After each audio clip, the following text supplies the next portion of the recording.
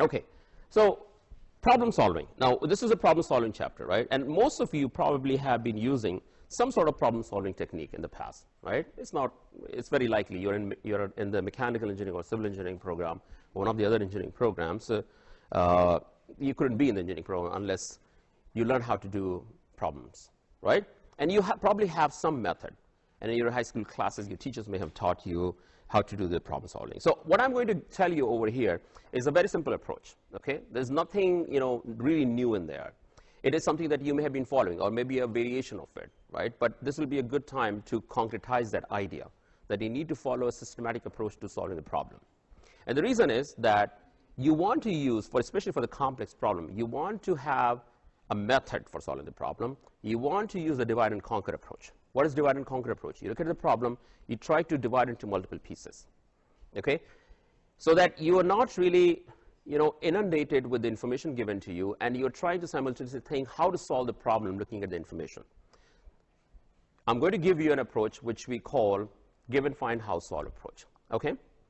It's a very simple approach where you basically just have your solution presented in 4 sections.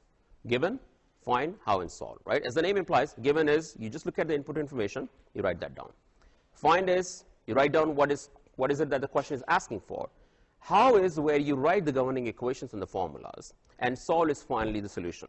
Okay, so everything that we talked about, about the competition, about significant digits, about the rounding, how to write the units, will appear into this last section, solve, right?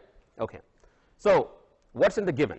The given is you read the problem carefully, okay, very carefully. Everything that is given to you in the problem, you write that down. Simple example. A boy is traveling at a constant of 10 meters per second along east. Find the distance traveled after 10 seconds, right? And your first instinct may be, hey, this is such a simple problem. I can just go ahead and write the formula and solve it. And that may work for simple problems. But when you get to the complex problem, and you will see, when you take engineering dynamics, which is probably one of the toughest class you will take in our department, at least when you come in, it feels very tough. Although it's a very analytical, a very simple class, if you pay attention. And you'll see the problems become very complex. Sometimes they run into like half pages. If you're reading a half-page problem, you need to write down, jot down everything that is given to you in the problem. If you don't do that, you will be hunting for that information again and again by reading the problem. Okay, so first thing you need to do is write what is given to you. In this problem, you're given the constant speed. So write that. Velocity is 10 meters per second along east, right? And you can use symbol at this point. So that's fine. So you can say v equal to 10 meters per second along east.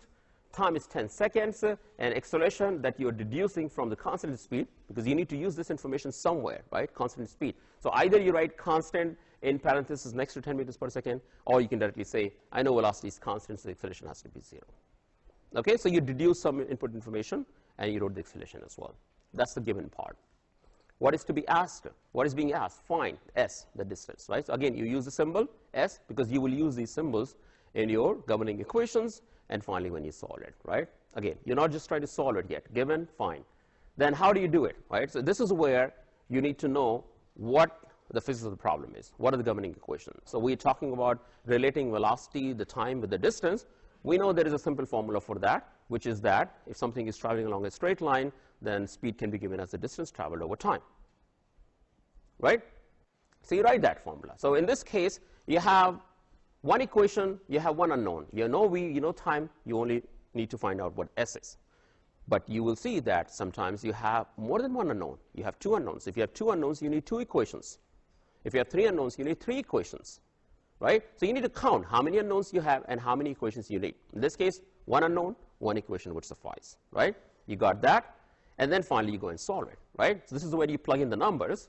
So you know the velocity, you know the time, you plug that in, and you get your answer as 100 meters. Assuming that this 0 is significant, you can see that we have 2 6 digits in each of the input numbers, so your final answer should be reported in 2 6 digits.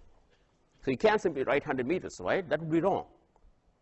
And this is something you may be doing until now, but you have to stop doing it, right? You have to count the 6 digits. So the next homework assignment will be on the problem solving. So every problem you solve, you'll have to take 6 digits, unit, how to write units, all that into account, right? And you'll have to do the same thing going forward. So it's not like that homework 2 is about problem solving, so you just worry about 6 digits and unit writing in that homework, and then you forget about the rest of your homework, okay? It's not going to work like that. We will pay attention to how you're writing the units and how many 6 digits you're reporting.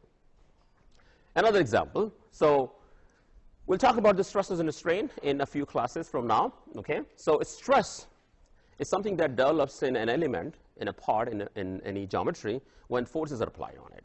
Okay. And very simply put, stress is defined as force over a given area, right? And you can clearly see that it's almost like pressure, the fluid pressure, right? Except that it's not for fluid.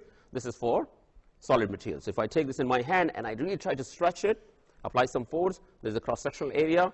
That force divided by the cross-sectional area of this remote will define the stress on it, right? Okay. So the question is, calculate the stress in SI units, that's an MKS system, in a 0.5-inch diameter cable supporting a 1,000-pound mass truck engine. Okay, so you have a 1,000-pound mass, well, this is half ton, this is 1,000-pound mass truck engine, and there is a cable. We're looking for the stress in this cable. Okay, we're looking for the stress. So what is given to you? Let's write that. Given is force, 1,000-pound force, which is in Newton is 4,450 newtons. And remember, I would expect you guys to remember some of these conversion factors. Okay, not the esoteric ones, but the straightforward ones, like how do you go from pound force to Newton? How do you go from maybe foot to meters? Those kinds of unit conversion factors, I will expect you guys to remember. It's something that you have to do. Okay, this is not a chemistry class where you have to remember a gazillion formulas, but you do need to remember a few very basic conversion factors. Okay, you won't be provided that in the exam, so you have to remember at least these kinds of factors. So how many feet you have in a mile, right? How many feet you have in a mile? Anybody?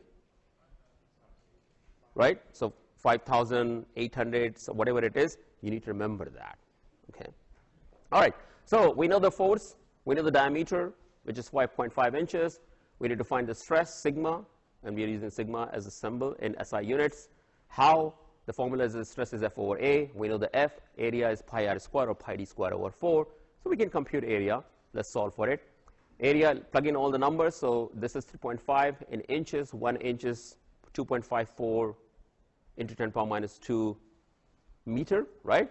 So because in 1 inch you have 2.54 centimeters, you get that.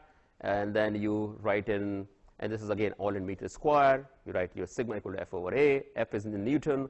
The area is in meters square. And you get your answer as 8.8 10 power 6 Newton per meter square. Why this much? Because you have in the diameter. Right? This is an inexact conversion factor because you're going from USCS system to SI system.